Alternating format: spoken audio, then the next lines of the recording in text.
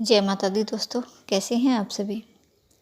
दोस्तों आज हम इस वीडियो में बात करेंगे 12 और 13 अप्रैल 2025 के वृश्चिक राशि फल की।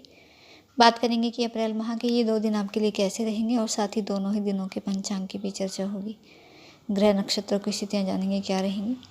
तो राशिफल जानने से पहले पंचांग की चर्चा करेंगे। पहले बात करेंगे 12 अप्रैल की। 12 अप्रैल शनिवार का दिन है। चैत्र माह शुक्ल पक्ष की पूर्णिमा तिथि है। इस दिन रात्रि 8:38 तक वैघात नाम का योग बन रहा है। उसके आगे हर्षण नाम का योग बनेगा। हस्त नक्षत्र रहेगा जो कि शाम 6:08 तक है। उसके आगे चित्रा नक्षत्र शुरू होगा। चंद्रमा इस दिन कन्या राशि में गोचर करेंगे।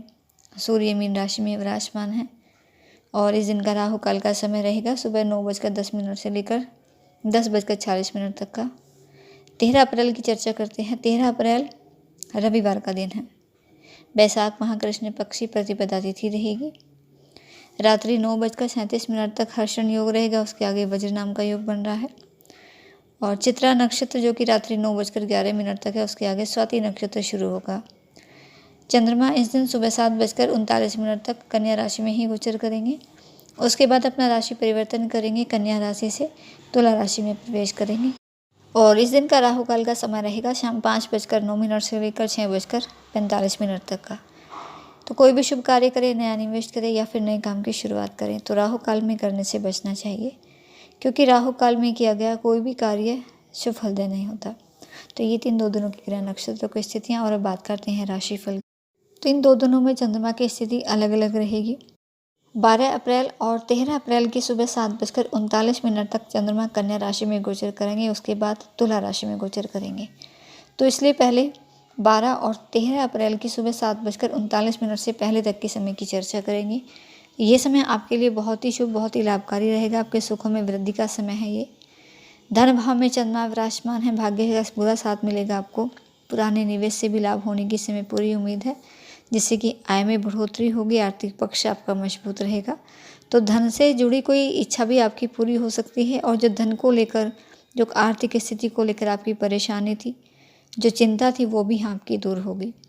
कोई पुराना कर्ज है आप पर, कोई पैसा आप पर किसी का है उधार का, उसे भी आप इस समय चुका पाने में समर्थ रहोगे।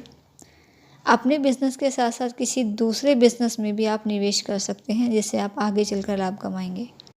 आपके मान सम्मान में भी वृद्धि का ये समय रहेगा। तय समय पर अपने दैनिक कार्य को पूरा कर सकेंगे आप, जिससे अपने लिए कुछ समय की भी निकाल पाओगे। अपने परिवार के साथ अच्छा समय भी बिताओगे।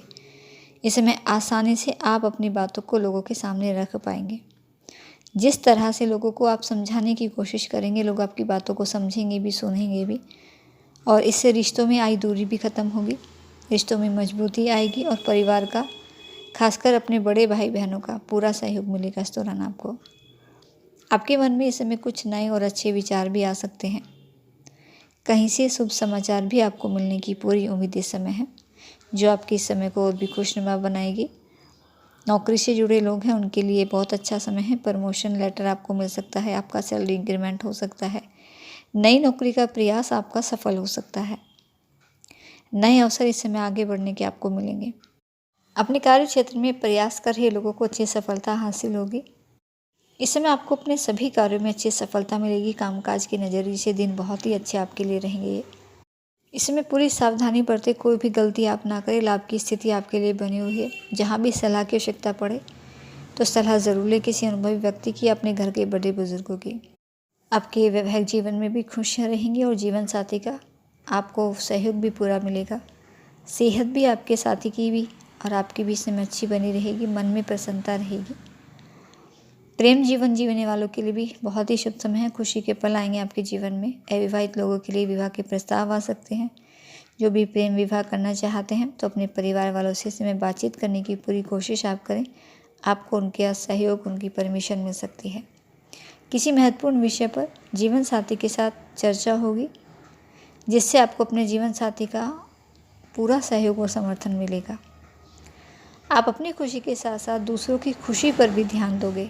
अपने हर काम पर, हर जिम्मेदारी पर पूरा फोकस आपका रहेगा और आपके इस व्यवहार से सभी लोग आपसे खुश रहेंगे, प्रभावित होंगे और आप प्रशंसा के पात्र बनोगे। यहाँ घर की महिलाएं भी खासकर बहुत खुश रहेंगी, क्योंकि घर में कुछ लग्जरी आइटम बढ़ने से उनका काम आसान भी होगा और अपने लिए कुछ समय की बचत भी कर पाएंगे।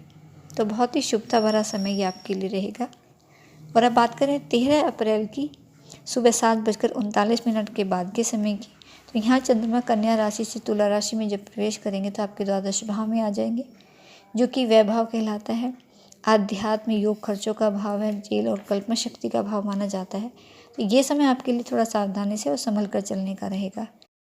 इस समय आपका आर्थिक पक्ष कमज़ोर रह सकता है, क्योंकि इस समय खर्चों में वृद्धि होगी, तो इसीलिए खर्चों पर नियंत्रण रखें और ये खर्च आपकी मानसिक तनाव का कारण भी बन सकते हैं। तो ऐसी स्थिति से बचने के लिए आपको अपने खर्चों पर नियंत्रण रखना है और सही निर्णय लेने में भी अपने घर के बड़े बुजुर्ग, अपने माता पिता या फिर अपने जीवन साथी की सलाह लें, किसी अनुभवी व्यक्ति की सलाह ज़रूर लें। कोई भी निवेश इस समय ना करें और किसी भी नए काम की शुरुआत के लिए भी ये समय पूर्ण रूप से आपके लिए अनुकूल नहीं है। धन संबंधी कोई भी काम करें तो कोई भी काम करने से पहले किसी विश्वास पात्र व्यक्ति की, अनुभवी व्यक्ति की सलाह ले लें और पूरी जांच पड़ताल कर लें। इस समय योग और ध्यान का सहारा लेना आपके लिए बहुत लाभकारी रहेगा। आध्यात्म की ओर ध्यान भी आपका काफ़ी रहेगा और इससे आपको फ़ायदा भी बहुत होगा। वृश्चिक राशि के जो भी जातक विदेशी व्यापार करते हैं उनके लिए लाभकारी समय है। विदेशी स्रोतों से अचानक लाभ होने की समय पूरी उम्मीद है आपको। आप किसी भी तरीके से विदेश से जुड़े हैं तो आपको लाभ रहेगा। अगर किसी के साथ कोई भी काम शुरू करने की आप सोच रहे हैं तो पहले एक बार विचार ज़रूर कर लें, लाभ हानि के बारे में ज़रूर सोच लें, तभी कोई फैसला लें। व्यवहार पे, वाणी पर संयम ना रखने की वजह से आपको विपरीत परिस्थितियों का सामना करना पड़ सकता है, तो इसलिए अपने क्रोध पर, वाणी पर भी इस समय आपको नियंत्रण रखना है। कोर्ट कचहरी संबंधी विवाद आपके इस समय उलझ सकते हैं, तो इस समय किसी से भी बेवजह उलझने की आवश्यकता नहीं है। बेवजह के विवादों से, बेवजह की तनाव से इस समय खुद को दूर रखें, लड़ाई झगड़ों से खुद को दूर रखें और साथ ही अपनी ओर से किसी को अपनी सलाह भी ना दें। और यहाँ वाहन चलाते हुए भी थोड़ा सावधानी बरतें, लापरवाही से परेशानी बढ़ सकती है। छात्रों के लिए भी अधिक मेहनत का समय है, लेकिन अधिक मेहनत करने से अच्छे रिजल्ट आपको मिलेंगे। खासकर जो भी प्रतियोगी परीक्षाओं की तैयारी में जुटे हैं तो अधिक मेहनत करने से अच्छे परिणाम मिलेंगे आपको। हालांकि मन इस समय पढ़ाई में कम लगेगा, लेकिन मन को पढ़ाई में लगाएं, एकाग्रता के साथ पढ़ाई करें, सफलता मिलेगी आपको। और सेहत का भी ध्यान रखें, क्योंकि सेहत में उतार चढ़ाव रह सकता है। और समय की अनुकूलता के लिए आराधना जरूर करें, भगवान का आशीर्वाद ज़रूर प्राप्त करें। ईश्वर में जितना हो सके अपना ध्यान लगाएं। हनुमान चालीसा का पाठ ये आप नियमित रूप से करें। और 12 अप्रैल शनिवार को चैत्र पूर्णिमा है और पूर्णिमा के दिन हनुमान जयंती पड़ रही है। इस दिन भगवान हनुमान जी का जन्म उत्सव मनाया जाएगा, क्योंकि रामनवमी के 6 दिन बाद हनुमान जयंती यानी हनुमान जी का जन्म उत्सव मनाया जाता है। और ऐसी मान्यता है कि इस दिन हनुमान जी का जन्म हुआ था और हनुमान जयंती के दिन पूरी श्रद्धा के साथ हनुमान जी की, भगवान श्री राम की और माता सीता जी की आराधना करते हैं। और इनकी आराधना करने से भक्त की सभी मनोकामनाएं पूर्ण होती हैं। तो इसलिए पूरे श्रद्धा भाव के साथ हनुमान जी की आराधना करें, हनुमान चालीसा का पाठ ज़रूर करें। हनुमान चालीसा का पाठ, सुंदरकांड का पाठ या बजरंग बाण का पाठ कर लें। हनुमान जी को चमेली का तेल अर्पित कर दें, सिंदूर चोला चढ़ा दें और भोग में गुड़, चना, बूंदी, बेसन या मोतीचूर के लड्डू का भोग लगा दें, सूखे मेवे का भोग लगा दें और भगवान हनुमान जी का आशीर्वाद प्राप्त करें, क्षमा याचना करें। और इसके अलावा साथ ही भगवान सूर्यदेव को भी नियमित रूप से तांबे के लोटे से अर्घ्य जरूर अर्पित किया करें, तो इससे भी आपके जीवन में शुभता रहेगी।